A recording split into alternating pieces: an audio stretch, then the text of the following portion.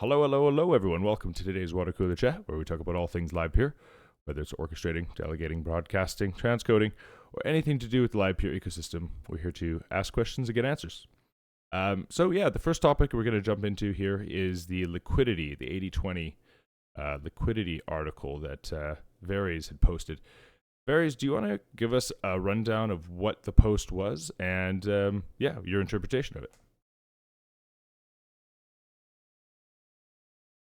Yeah, sure. So the main idea is basically that instead of simply using LPT to stake in and also use for governance, we instead use a balancer pool token. So it's basically similar than like a Uniswap pool. It's just a liquidity pool in essence, consisting of 80% Livepeer tokens and 20% basically any asset that we or you want to use.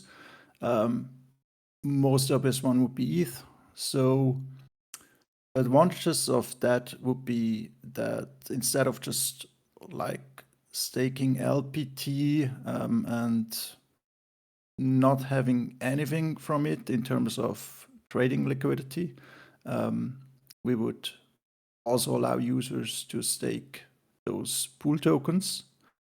And the advantages obviously is that we can then use this liquidity for trading. And also this would solve our bridging issues.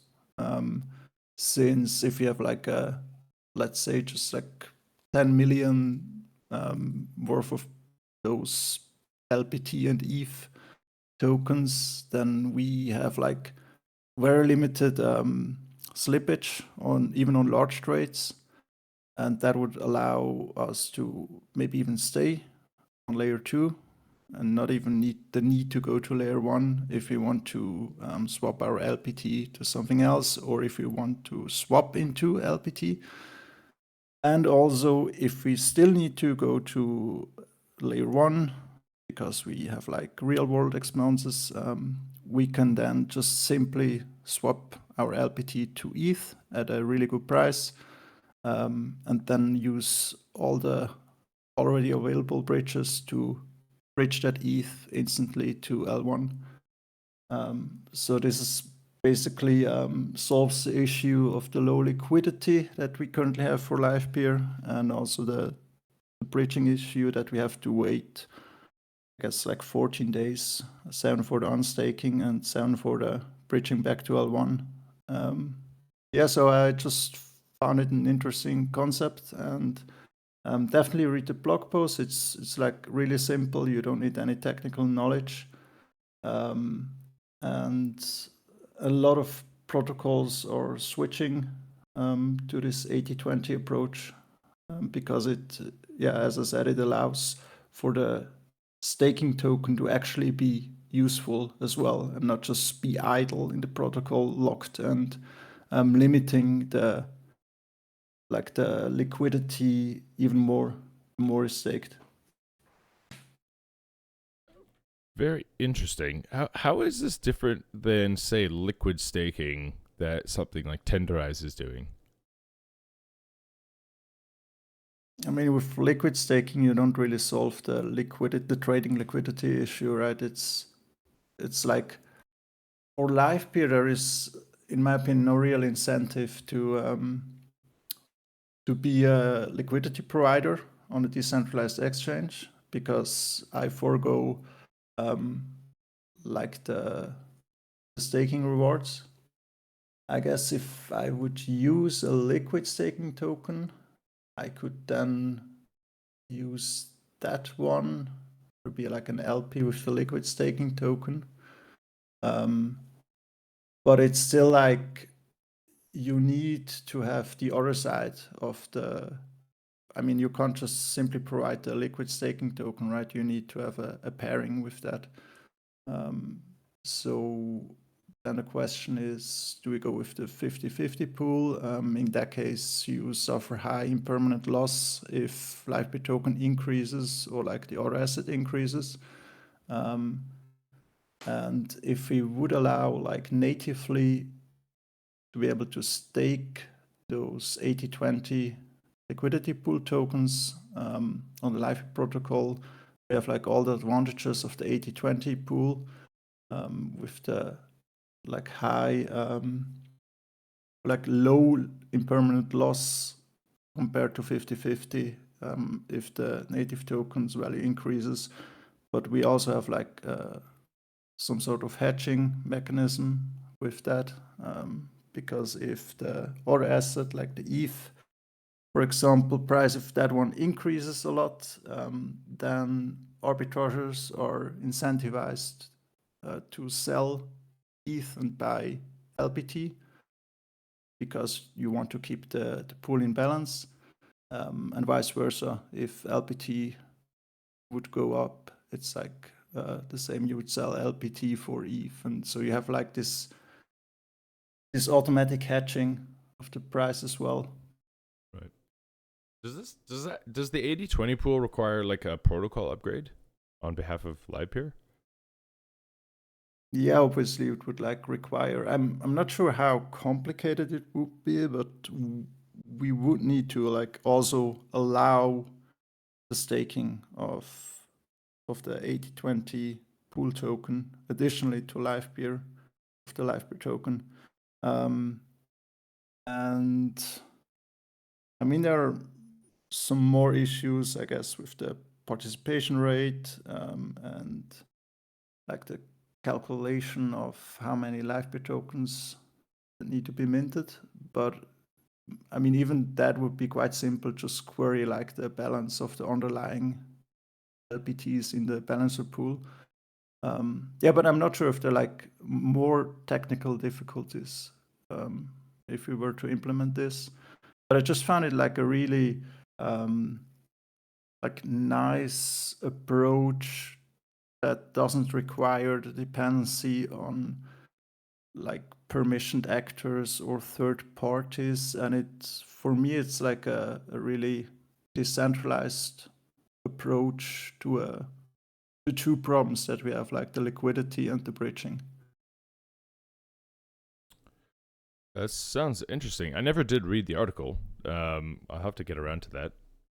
Papa Bear, did you want to, or anyone else that read the article, do they want to chime in on their opinions? Yeah, no, I actually didn't read it either. I got a late start today, and then I had to jump on a call right after I just saw Vires' post, and then it went right into this call. So I am not ready yet, but I certainly plan to read it. Yeah, anyone else have an opinion on this? I think it sounds very interesting, and it sounds like something that would be cool if it's if Livepeer is willing to implement it. Way beyond my technical knowledge to know how that would all work. So yeah, I think Vires hit on a couple of like the second order considerations. So what does this mean for the participation rate? What does it mean for the potential for future slashing and for nodes to be slashed, but they're not losing LPT, they're losing 80/20 balancer, pool tokens that represent future LPT. Those sorts of things probably should be considered. I guess I would just throw out a simple question about an alternative potential approach for increasing liquidity, which is with the Delta proposal and the creation of the on-chain treasury. It would seem reasonable that some group or committee or DAO would make a proposal to get Livepeer tokens from the treasury to use to solve the like L2 liquidity and bridging problem. And I guess I would maybe see that as simpler than introducing complexity to the protocol, which is accepting like multiple staked tokens with dependencies on other DeFi projects that may or may not change things in a complicated way in the future.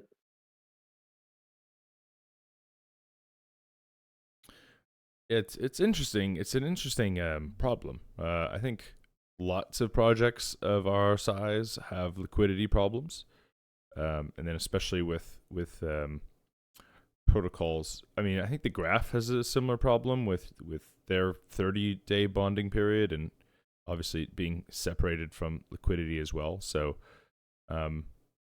yeah, no, I think if the problem can be solved, it's worth looking into, but it doesn't seem like an easy problem to solve without some pretty major upgrades anyway. I mean, I know the Tenderize guys, they're doing the whole liquid staking thing, so you would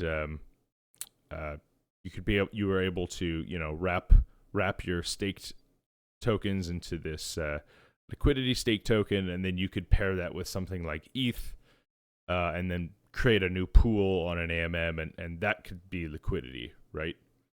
But I think the problem with that is then you needed to have volume of people that want the liquid staked tokens and are willing to accept that underlying kind of counterparty risk of the secondary protocol on top, right?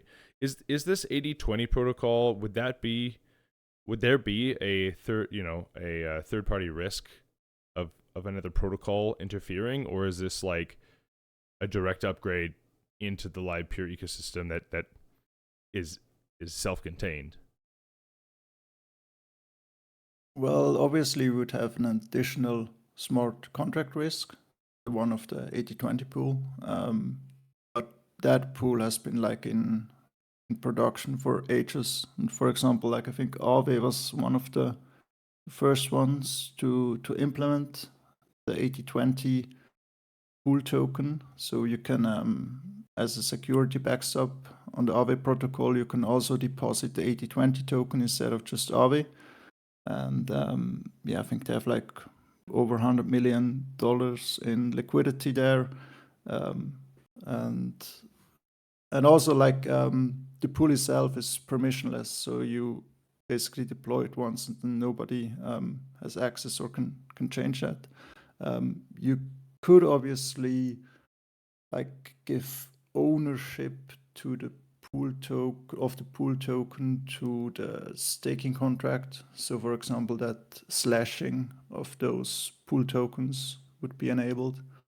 I think there's a whole lot of custom implementations that you could do. And yeah, I mean, a nice feature is obviously also the swap fees that you would get in addition to like the staking rewards if Livepeer would enable that.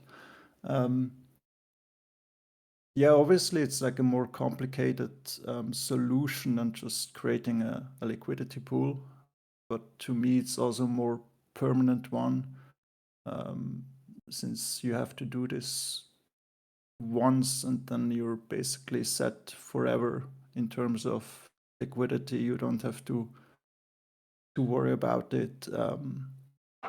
And yeah, I mean, in general, right now it's just the more people that stake, the less LPT becomes available as liquidity.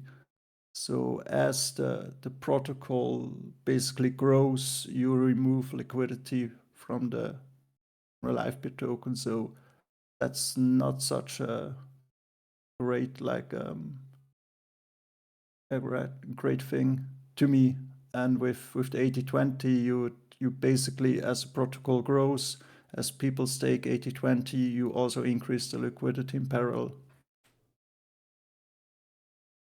Right. Yeah, the 50% participation rate is, even though 50 is an arbitrary number, and it may be wrong, but the idea was that half the tokens would be participating in the network, half would be available for alternative purposes, whether it be liquidity or access or other creative uses.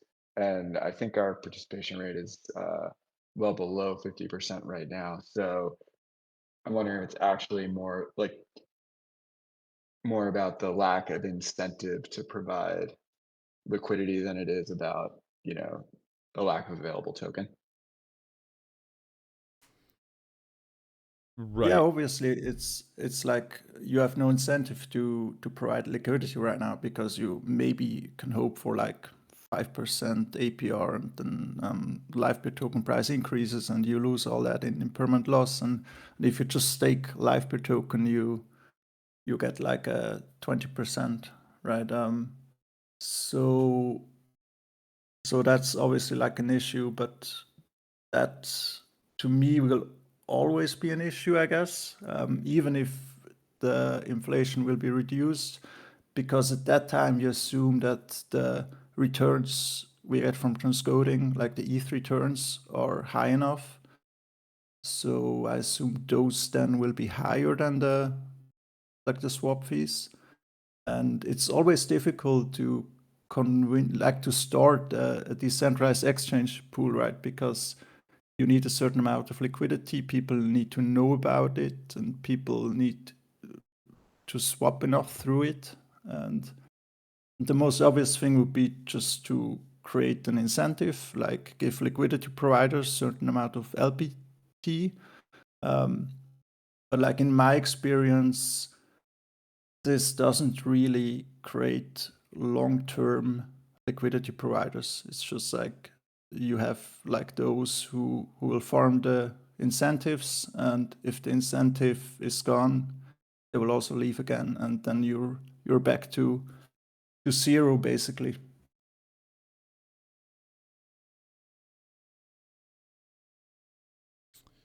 Yeah, I hear you. That's why I'm just sort of comparing this approach you're suggesting, which sounds reasonable, but potentially complex and like a little impure in the protocol, if you will, to the liquidity as public good, and then using, some public goods funding to establish a, some base amount of liquidity. That base amount of liquidity, are you talking about that's if we did the upgrade to this like 80-20 like scheme? Oh, it's like I was saying, if the Delta proposal passes and the Treasury begins being populated and someone makes a proposal saying, we propose we're going to use X amount of LPT from the Treasury to solve L2 liquidity and bridging, right? And the community votes and approves that, then, up to that level of that number of tokens and that value, there would be that much liquidity available sort of by default as a result of the community's vote. Right. So I'm just comparing that approach, independent of nothing to do with the 80-20 proposal, but Right. it's just an alternative to consider. Right. So just kind of adding liquidity through the Treasury as a public good effort. Right. Yeah.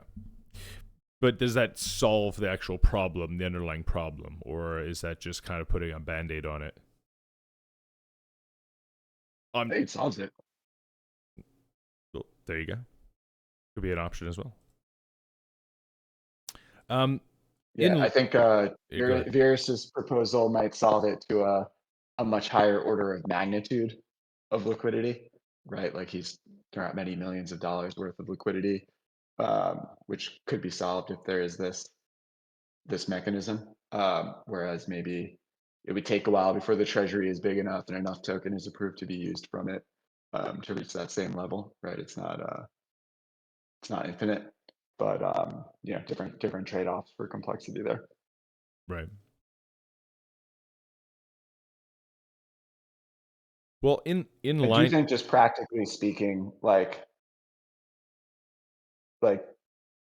implementing and accepting and making the UX updates and the testing, considering the crypto economic impact and the security impact of accepting staked or accepting 80-20 pool tokens as stake on the Livepeer network, I don't think that's trivial. Like if everyone here thought it was an awesome idea and started running at it, I think it might be a while before that worked its way through into the protocol. Not a reason not to do it, but it's not something you just turn on next week. No. That requires a whole redesign of a lot of staking things, and would require lots of research, I think, too, into like what like you said, this knock-on effects, or what would happen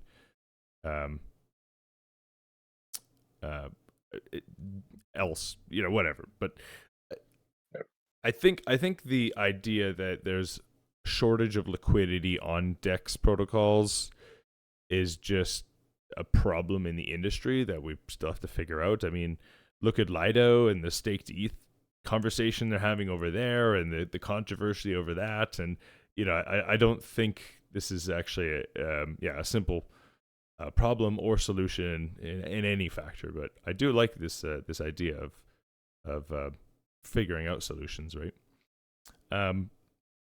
Based on that, while we're on this conversation, do we want to move a little bit into the inflation conversation too? I know, Doug, you brought it up, and there's been some forum posts that have come up recently talking about it.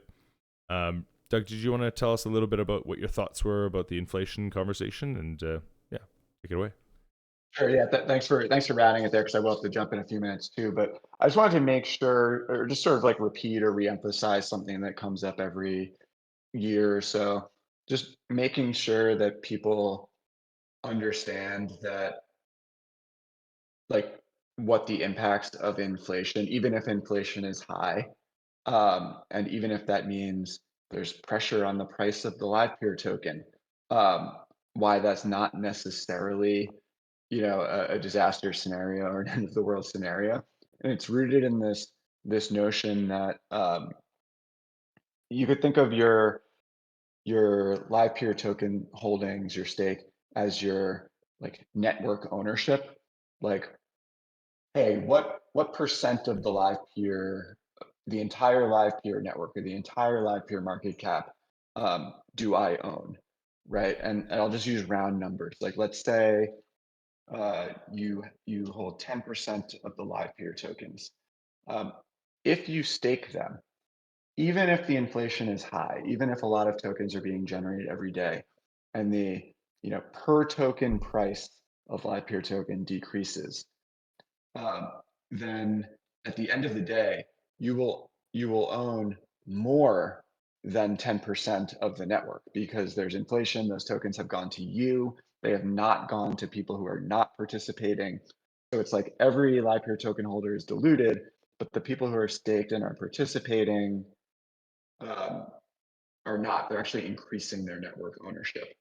And so if the value of the whole Livepeer network, like the whole Livepeer network market cap, sort of stays fixed, as these new tokens are being printed, then you're greater than 10% ownership over that is a larger slice of the pie of the same size pie.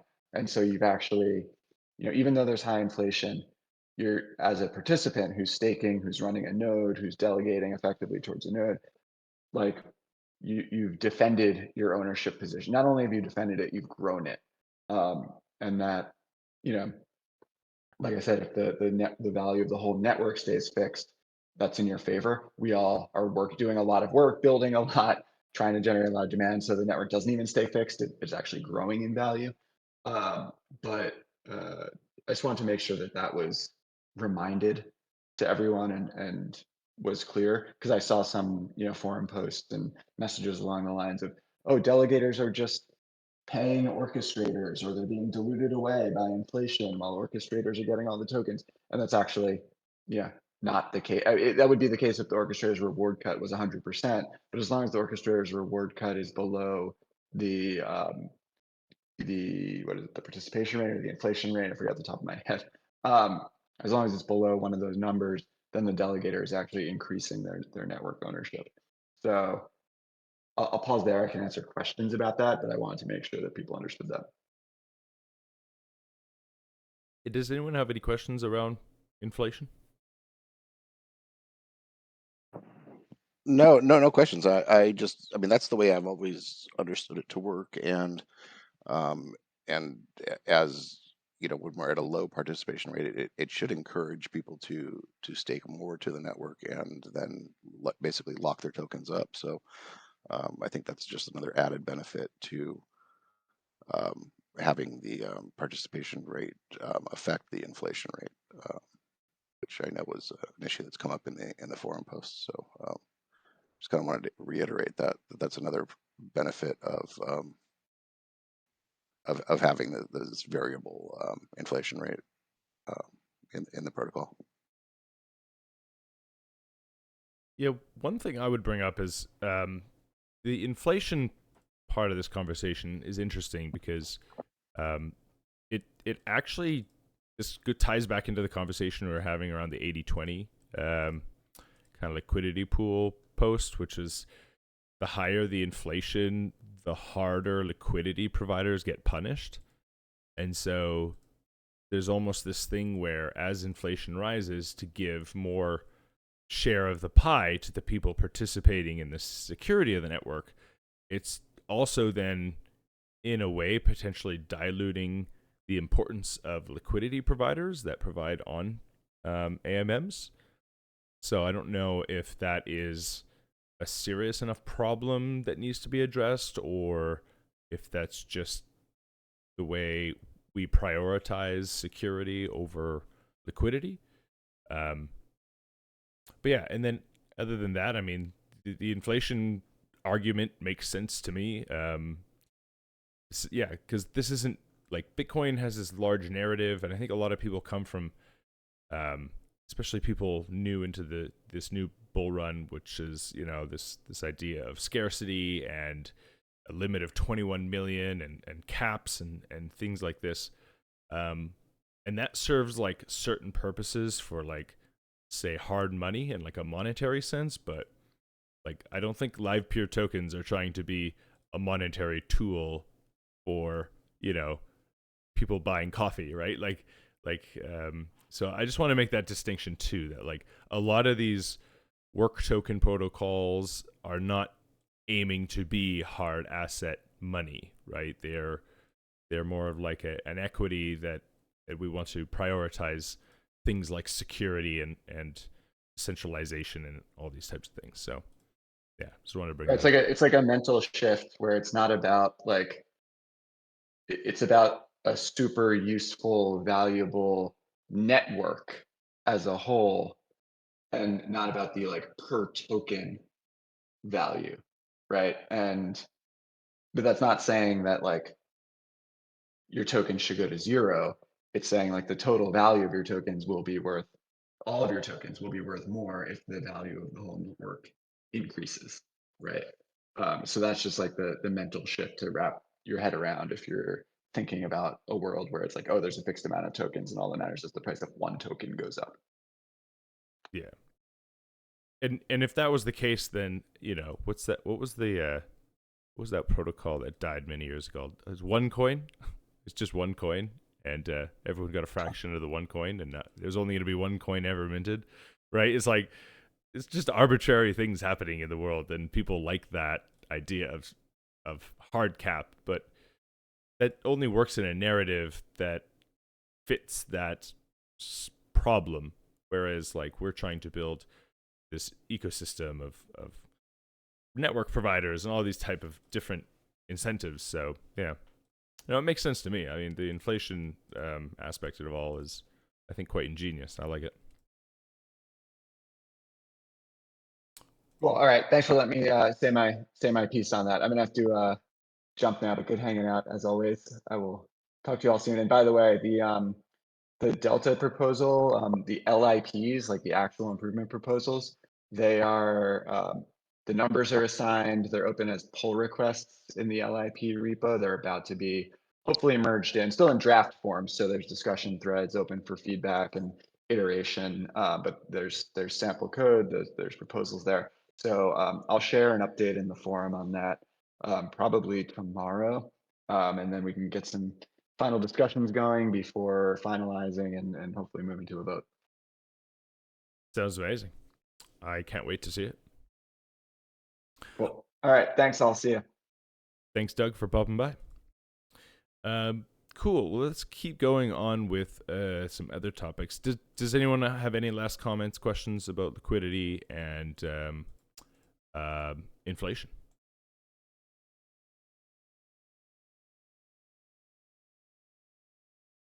Cool. Okay. The topic that I had was around the VideoDAO or Video Builder DAO. I don't know. I guess I'm gonna call it the VideoDAO now because that's technically what won the joke race competition. Is VideoDAO a good name or is it not a good name? Anyone want to like?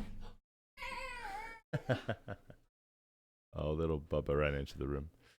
Oh yeah, no. My original question actually was, the DAO membership application. Did people can I get some feedback on that? Was it too long, too short? Was it clear? Yeah. Does anyone not know about the application?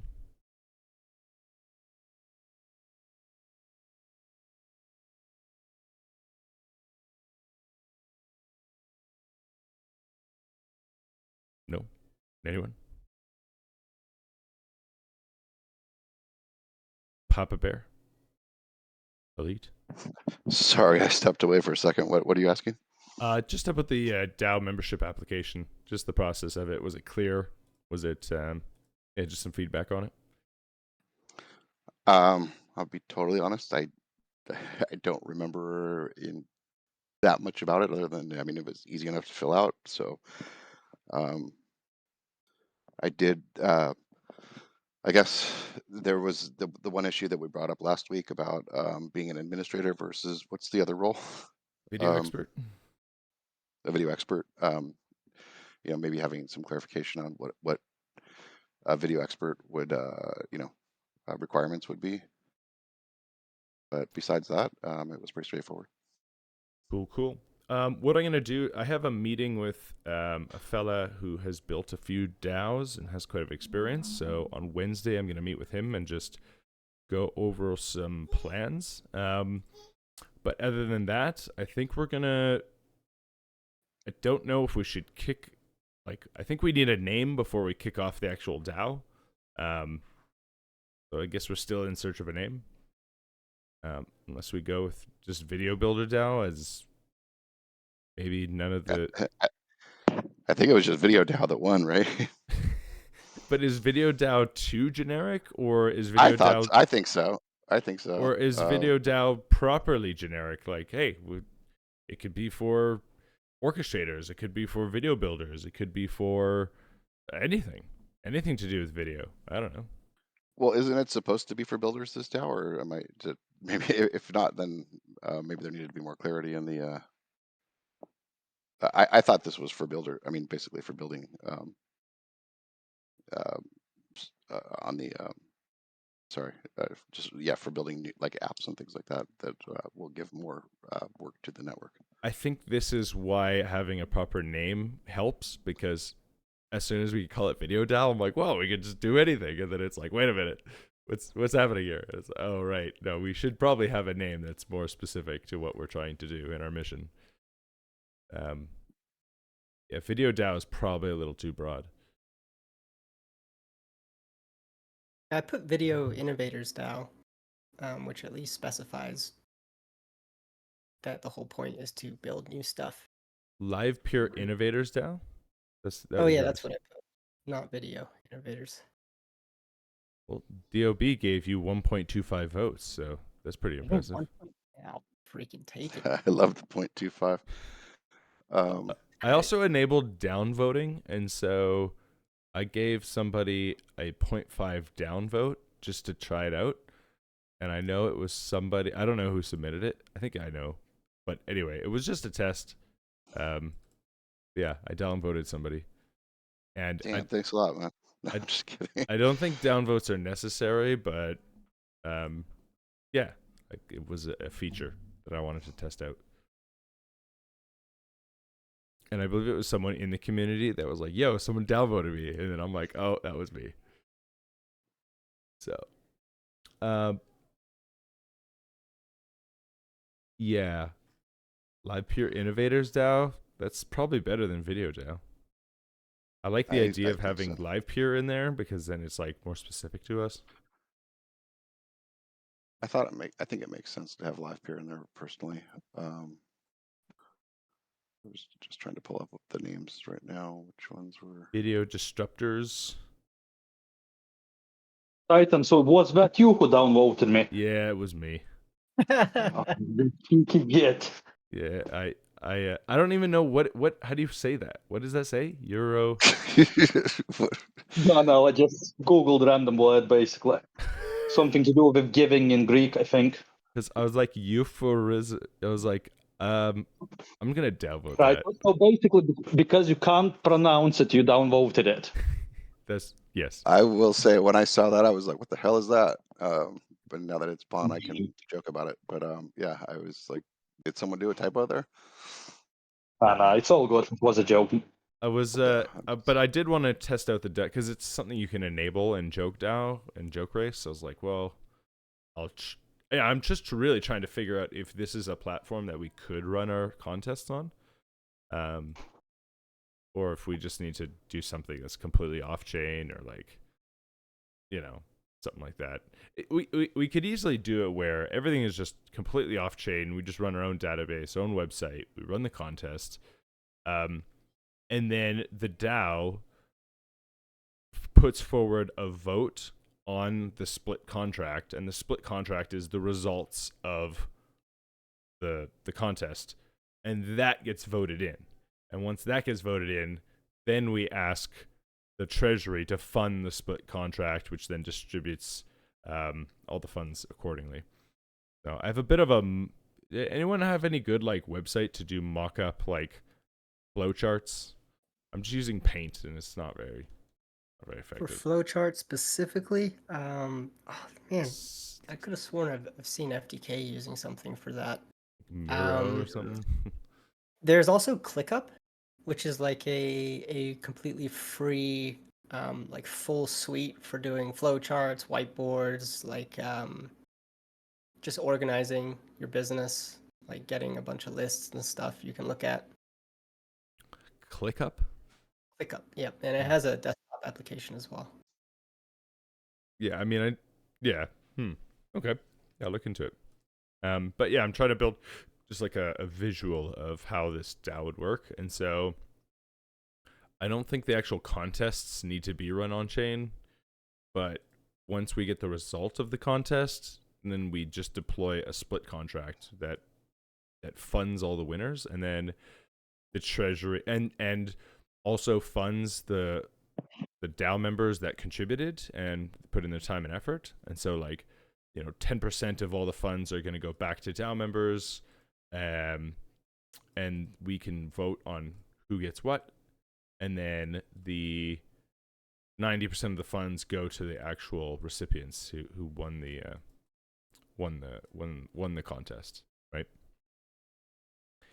And then so that's kind of how I'm thinking about doing it. And so what I'd like to do is with 6 DAO member applications in already, this is actually probably enough people to get it started. So we can probably distribute them to the DAO members, and then as more applicants come in, we just vote them in, and it'll organically grow to the size it needs to be. But before we do that, I think I would like to put out the official proposal for the DAO, or some sort of I don't know, do we call it a white paper if it's like a DAO, or is it just a proposal? Is it weird to have a DAO white paper? No. Maybe a light paper is better. You don't need it to be a full-on white paper, but Ooh, a light paper. yeah, that's what some people call them. Like LITE? Yeah. I've never heard of that, but I like the name. Dude, I'm making there we go, light Oh, paper. people use it all the time in the NFT space because nobody wants to read. Yeah, I'm not as big in the NFT spaces. All right, the Livepeer Innovators DAO light paper. Sweet. I put a screenshot of what ClickUp looks like. So if you like that, I would definitely check it out. Livepeer Innovators DAO light paper. Do we like Innovators DAO over VideoDAO? Video Builder DAO? I am indifferent. I feel the same way. I mean, it was tough. I really did think about it for a while, and I was like, I'm not having good. I was like, I cannot think of a relatively short name that describes what, at least what my idea of what the DAO's purpose was. I even went on, played around with ChatGPT for a little bit, and it was like literally throwing out the same names like in my head that I was thinking before, and I was like, okay, well, I guess it was on the right track, but still don't like any of them. Video Builder DAO. Does Video Builder DAO make sense? Or is Livepeer Innovators DAO more clear? The first one's a bit general, but I still think it makes sense. What was the first one? Video Builder DAO or Livepeer Innovators DAO? I think those are like our two options at this point. What about Livepeer VideoDAO? Ooh, now we're like... Yeah, I think it needs to be something that has something that just gives some sort of nod to that it's to build to build on the network for on the not on the sorry the demand side. I mean, it wasn't that. Am I off on that? That's what I thought this was for, but yeah, well, yeah, no, it is demand side. I would say so. So I just think that the video, just leaving video without something that, and I don't know how to throw demand into it, or if there's a better word for that. I'm sure there's a better word for it. Livepeer demand side video DAO. Yeah, real catchy, but hey, any businesses that I've ever started that's successful, I use literal names, and they've all worked for me. So I'm not good at branding. I just call it. Yeah, I mean, also, Livepeer video build, like Livepeer Innovators, Livepeer demand side DAO. I don't know.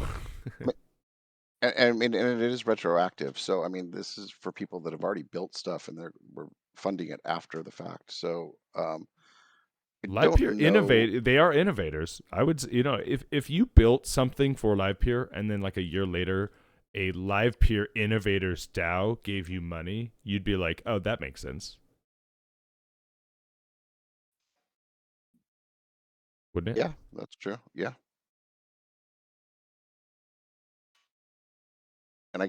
So I mean, they don't really. It doesn't really have to be video specific. These whatever is being built, right? It just has to be something that just adds value. Anything to do with Livepeer.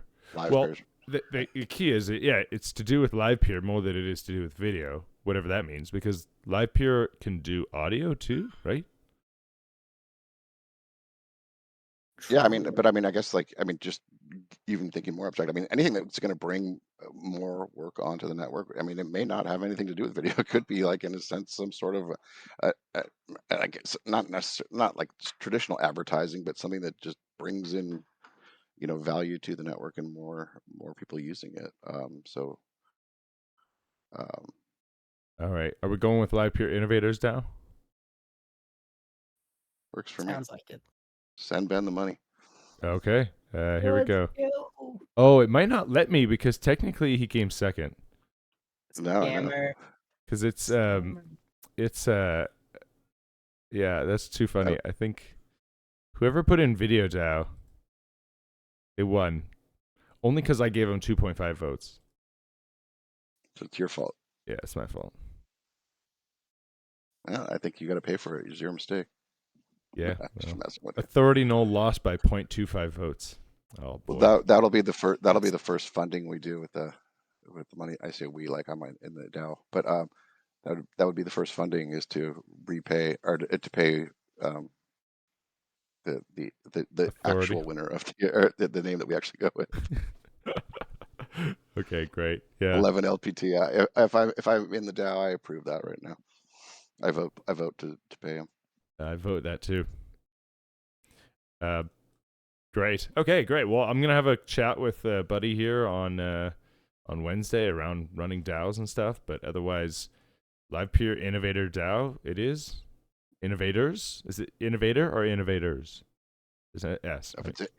If you take the S off, then no money goes to Ben on this one. So totally, completely different.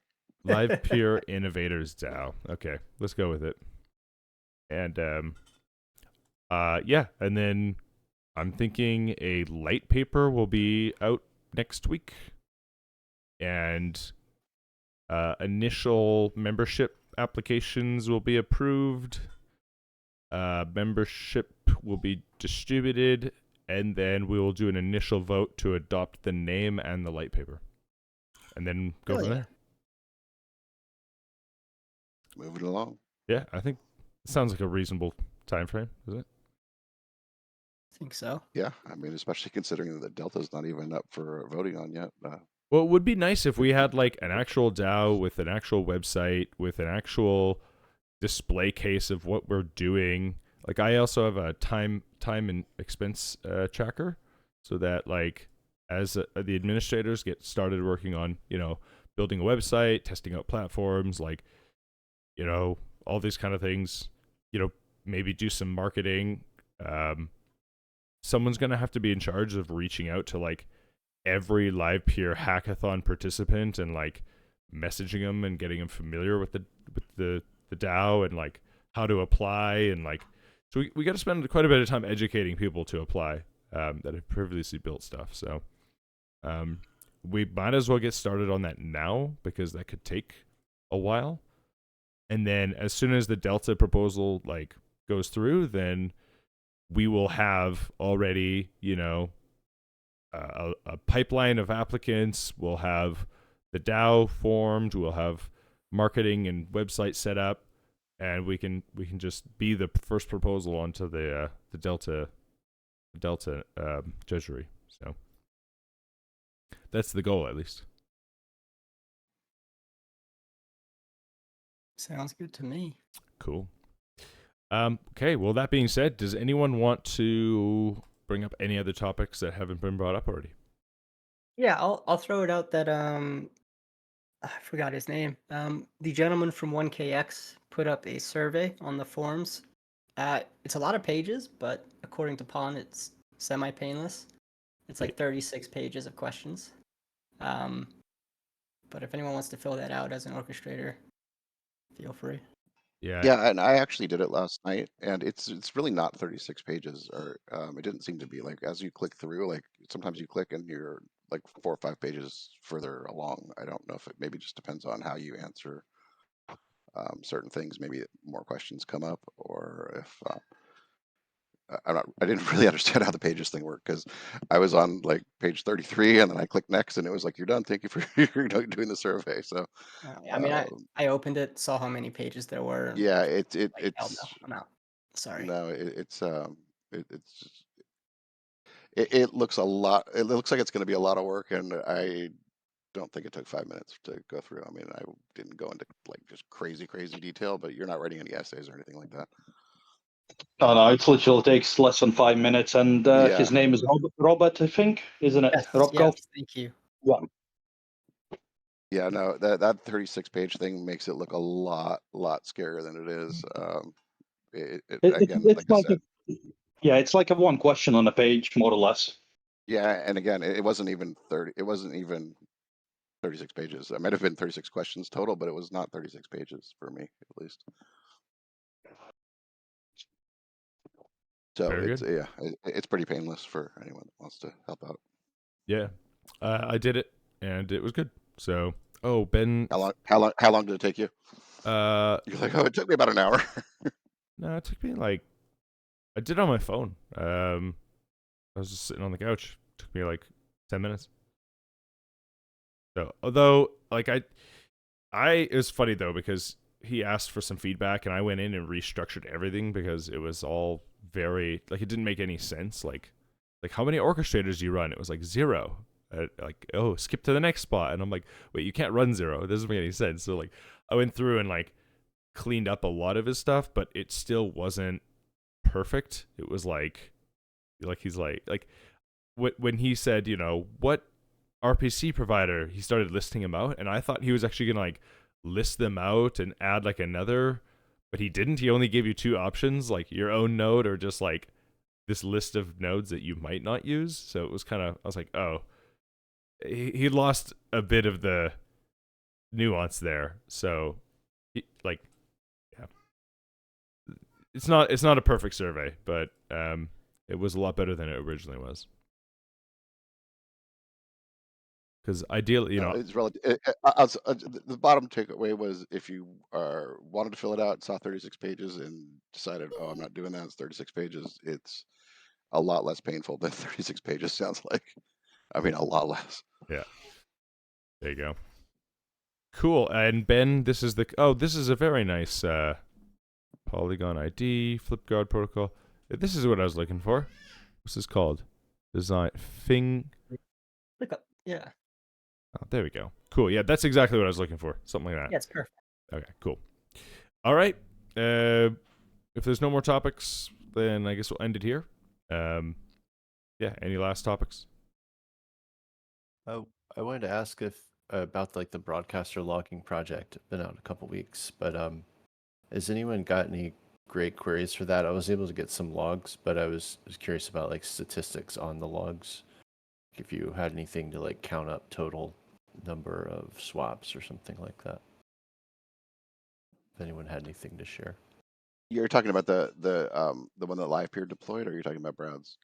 Yeah, it's Loki. There was some Loki data source that I was able to add to Grafana. I think it's on the Livepeer Inc. side. I couldn't get it to work using we use the Loki data source and just use that URL. Yeah, I was actually able to get logs off it. Wait, is it up and running? I couldn't get it to work. Maybe you could tell us how that.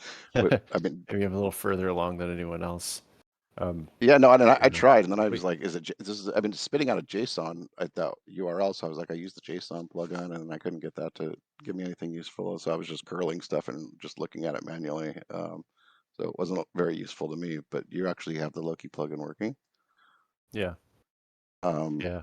And what do you happen to like have? Did you just add the URL like that that's posted into the like as the URL to get it to work? Or do you have to do anything fancy? Let me see if I can take a screenshot of the data source or something and put that would be awesome.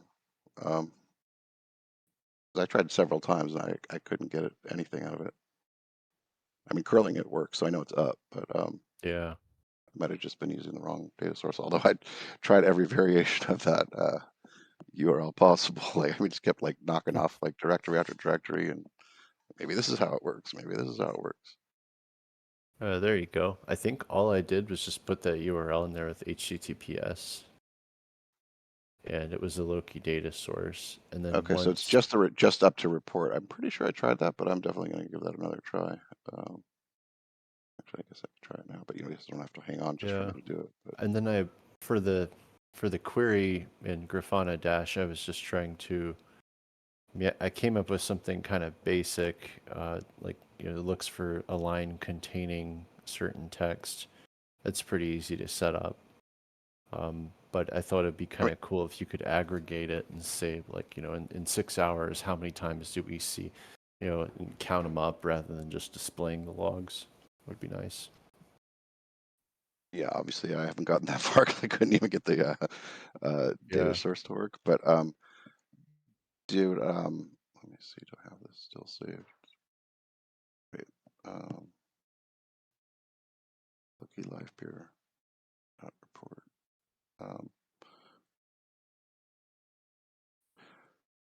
Sorry, but there's not a lot of data in there as it is right now, though. I mean, it's really just kind of like in a almost like a testing format, right? I mean, it's not nearly as detailed as what the stuff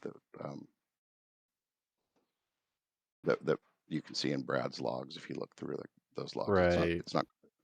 So I was like, I was like trying it just to get it working, but I didn't really see that there was much in there. I mean, it tells you that an orchestrator was swapped basically, and the broadcaster's IP address. Isn't that pretty much all that's being shown at the moment? I do see some logs here that say like selecting new orchestrator, reason, performance, no segments in flight, latency. Right, I assume that means it's being swapped if it's selecting a new orchestrator. There's a separate log entry which says swapping from orc, and so I don't know how those are always. I don't know if those are always correlated or not, but both of those look pretty interesting. Yeah, this is actually working for me now. I don't know how. Oh, that's good. Yeah, I appreciate that. Again, it was now probably a week and a half ago that I last looked, but I was like, oh yeah, they need to add some more logging to this to make it or at least interesting for me to see. Because there's really not much about the selection. Like, doesn't show like if an orchestrator like how they were selected, whether it was by stake or random, and there's no performance metrics or anything like that. Which I don't know Yeah. if they're going to add that, but Well, because they I have to think actually launch the new. Like, have we pulled the have they pulled the The PR. broadcaster? Yeah, into like what I'm not sure if Brad Brad has built. submitted that. I don't know if Brad submitted that or not. I haven't followed up with him. I mean, it looks like they are logging that. I think it's the same logs. So did they compile the new versions that? It would seem so. Wait, that's where's where the this link? data's Where's the coming from. endpoint to this? Lowkey.livepeer.report. Yeah, that's it. Yeah, which I'm telling you, I tried that. It would not work, but it's totally working now. Is this okay?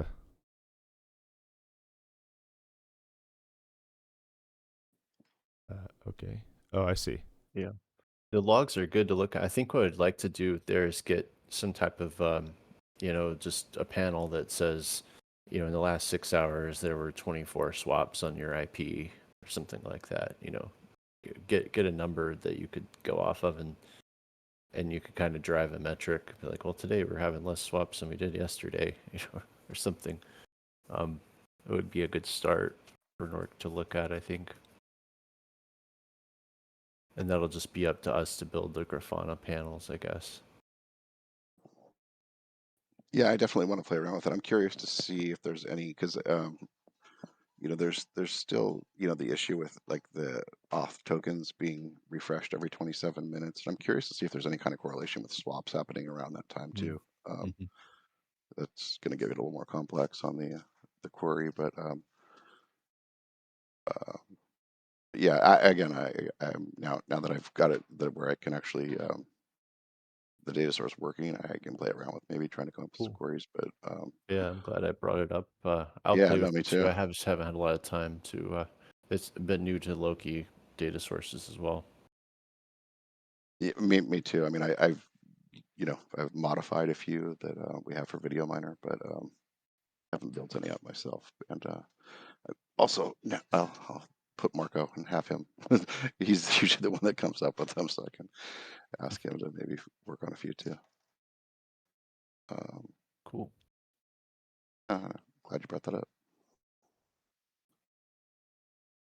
All right. Anything else to cover? Looking forward to having that low key. If someone wants to, if it's up and running and you get it working, if anyone wants to make a guide on the forum post on how to get it going for yourself or how to view it or something like this, much appreciated. Either way, I think we'll end it here. It's been a good one. And yeah, we will see you all next week. Cheers. Thanks, Everyone. guys. Thanks.